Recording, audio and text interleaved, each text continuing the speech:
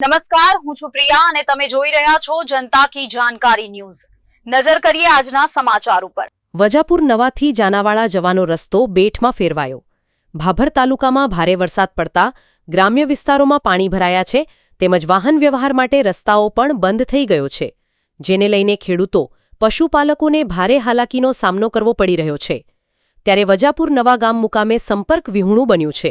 ત્યારે વજાપુર નવાથી જાનાવાડા જવાનો માર્ગ પાણીના બેટમાં ફેરવાઈ ગયો છે, જેને લઈ વાહન વ્યવહારમાં ભારે હાલાકી પડી રહી છે, તેમજ પશુપાલકોને દૂધ મંડળીએ અને ખેડૂતોને ખેતરમાં જવામાં ખૂબ જ હાલાકી અને તકલીફ પડી રહી છે।